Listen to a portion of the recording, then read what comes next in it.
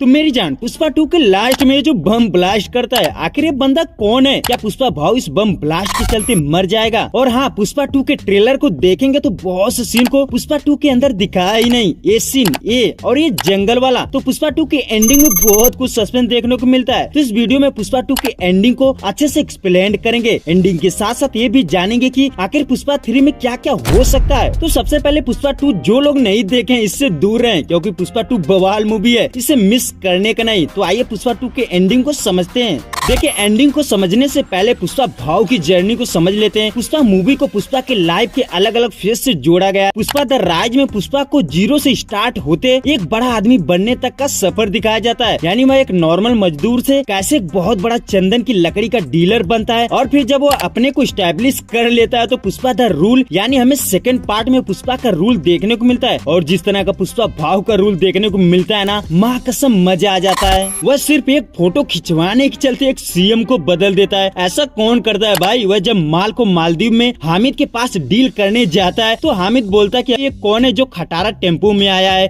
इसमें मेरा कुत्ता भी नहीं बैठेगा। तो पुष्पा भाव वहाँ पर 1 टन का 2.5 करोड़ मांगता है, जो कि पहले मुर्गन से 1 टन 1.5 करोड़ में बेचता था। बट वह हामिद से 1 टन 2.5 करोड़ में डील करता है। तो हामिद उससे 2000 टन की मांग करता है 5000 करोड़ रुपए में। बट पुष्पा भाव बोलता है कि मुझे सिर्फ 4900 करोड़ चाहिए। और फिर देखने को मिलता है कि वह 100 करोड़ में उसका हेलीकॉप्टर ही खरीद लेता है। यानी पुष्पा की बेइज्जती करने का नहीं। और ये सीन देखकर बहुत मजा आया था। तो पुष्पा 2 की स्टोरी 3 पार्ट में डिवाइड किया गया है। एक तो पुष्पा भाव और भंवर सिंह शेखावत की ईगो की टकरार, दूसरा सेंट्रल मिनिस्टर वीरा प्रताप से पुष्पा भाव की दुश्मनी की करार, और तीसरा पुष्पा भाव का फैमिली मैटर, बोले तो उसके भाई की इमोशन की बौछार। तो फर्स्ट हाफ में देखने को मिलता है कि पुष्पा भाव और भंवर सिंह शेखावत एक दूसरे से टकरार करते हैं। पुष्पा भाव भंवर सिंह शेखावत की बहुत बेइज्जती करता है, उसे स्विमिंग पूल में गिराकर उस पर पेशाब भी करता है। और यही नहीं, उसे खुला चैलेंज देकर ये भी बोलता है कि मैं इस दिन इस टाइम पर माल बाहर भेजूंगा, तेरे में हिम्मत है तो पकड़ कर दिखा। अब पुष्पा भाव मालदीव 2000 टन का माल भेजने के लिए नदी के रास्ते का यूज करता है। उसमें भी सस्पेंस रहता है। वह नदी के रास्ते नहीं बल्कि बैलगाड़ी के थ्रू माल एक्सपोर्ट करता है। बट फिर भी वह भंवर सिंह शेखावत उसके माल को पकड़ नहीं पाता। यानी पुष्पा भाव उसके सामने से ही माल ले जाता है और उसे जरा सा भी शक नहीं होता। अब भंवर सिंह शेखावत की बहुत बेइज्जती होती है। तो भंवर सिंह शेखावत जो नकली माल पकड़ता है उसे गोदाम में खुद जला देता है। लेकिन रुको जरा, इसमें भी कुछ लोचा है, उसे लास्ट में बताऊंगा। पहले वीर प्रताप रेड्डी और पुष्पा भाव का कनेक्शन को समझ लेते हैं। देखिए, पुष्पा 2 के अंदर एक पॉलिटिकल एंगल भी देखने को मिलता है। जैसा कि आपको पता है कि सिद्धप्पा जो एमपी होता है, बोले तो सिंडिकेट का मालिक होता है, उसके चलते वह सीएम से मिलने जाता है। दरअसल वह सिरवल्ली के कहने पर सीएम का एक फोटो लेने जाता है। बट वो पुष्पा की जब बेइज्जती करता है तो उसे बर्दाश्त नहीं होता। वह पूरा सीएम ही बदल देने की सोच डालता है। वह उसकी जगह सिद्धप्पा को सीएम बनाना चाहता है, जिसके लिए वह कहीं 5 करोड़ फोन करने का तो कहीं 25 करोड़ वजन डालने के लिए, और फिर वह सेंट्रल वीरा रेड्डी के जरिए सीएम को बदल देता है। अब पुष्पा की पावर और बढ़ जाती है। उसके पास सीएम सिद्धप्पा है और वीर प्रताप रेड्डी सेंट्रल मिनिस्टर है। यानी पुष्पा के पास पैसे के साथ साथ अब पावर भी आ जाती है। तो फिर अभी एक आईपीएस भंवर सिंह शेखावत का क्या काम, क्योंकि जितने भी बड़े बड़े लोग हैं पुष्पा उन पर रूल करने लगता है। वह तो 1 मिनट में भंवर सिंह शेखावत का ट्रांसफर करा देता। ऐसा होता भी है यार। सिद्धप्पा सीएम बनते ही सबसे पहले भंवर सिंह शेखावत का ही ट्रांसफर लेटर लाता है, क्योंकि सबसे ज्यादा भंवर सिंह शेखावत ही पुष्पा को तंग करा था। बट पुष्पा उसका ट्रांसफर लेटर फाड़ देता है। यानी भंवर सिंह शेखावत अब बहुत कमजोर हो चुका है। यहाँ तक तो सब ठीक ठाक रहता है, बट असली लोचा तो तब होता है जब वीर प्रताप का भतीजा पुष्पा की बहन को यात्रा वाले सीन में छेड़ देता है, और पुष्पा वहाँ पर वीर प्रताप के भतीजों को बहुत मारता है। और फिर पुष्पा का बड़ा भाई उसको टकला करके गधे पर बिठाकर बेइज्जत करता है। अब उसका बदला लेने के लिए पुष्पा की बहन को वह उठा ले जाता है। बट पुष्पा भाव अपनी बहन को बचाने के लिए रप्पा रप्पा करके वीर प्रताप के भाई और भतीजे को मार देता है। अब यहीं से चोर सिपाही वाला एंगल खत्म हो जाता है। बोले तो भंवर सिंह शेखावत का मामला साफ और फैमिली मैटर स्टार्ट। यानी पुष्पा को जो चाहिए वो सब तो वो पा लिया है। तो अब पुष्पा 3 के अंदर बदले के लिए एक दूसरे की जान के दुश्मन बनेंगे, क्योंकि पुष्पा 3 द रैम्पेज का एक छोटा सा ग्लिम्स भी देखने को मिलता है। अब रैम्पेज का मतलब तांडव मचाना, उपद्रव करना। तो पुष्पा भाव भाऊ ऐसा क्यों करेगा। तो लास्ट में देखते हैं कि पुष्पा भाऊ अपनी बहन की शादी में अपनी पूरी फैमिली के साथ गया है और खुशी मना रहा है। वहीं दूसरी तरफ वीर प्रताप की फैमिली शोक मना रही है। तो यहीं पर एक खतरनाक बंदे का हिंट भी देखने को मिलता है। वीर प्रताप बोलता है कि वो क्यों नहीं आया जिससे आना चाहिए था। तो उसका चेहरा तो हमें दिखाया नहीं जाता, उसकी झलक के चलते सिर्फ एक मास्क दिखाया जाता है जिसमें बम लगा होता है और फिर उस बम को वो आदमी पुष्पा की बहन की शादी में लगाकर उड़ा देता है। उसके बाद पुष्पा 3 द रैम्पेज यानी मामला खत्म। बट लोगों के मन में बहुत सारे सवाल उठने लगते हैं कि आखिर ये बंदा कौन है और इस जले हुए हाथ का दिखाने का क्या मतलब। तो देख मेरे भाई, इस बंदे को नोटिस करेंगे तो उसका हाथ जला हुआ है। तो इस जले हुए हाथ से बहुत से लोग अंदाजा लगा रहे हैं कि ये भंवर सिंह शेखावत है। बट मेरे हिसाब से ऐसा नहीं है, क्योंकि भंवर सिंह शेखावत को दिखाने के लिए इतना बड़ा बिल्डअप बनाने की क्या जरूरत। जब पार्ट 1 में नहीं कुछ उखाड़ पाया, पार्ट 2 में भी कुछ नहीं उखाड़ पाता, तो 3 में क्या करेगा। हाँ, ये बात मान सकते हैं कि भंवर सिंह शेखावत जिंदा हो सकता है, क्योंकि वह लकड़ी के गोदाम में खुद आग लगाता है और एक प्लान बनाता है। यानी मैं अभी तक पुष्पा से हार नहीं माना था, तो फिर वह कैसे मरेगा। भंवर सिंह शेखावत जिंदा बच सकता है।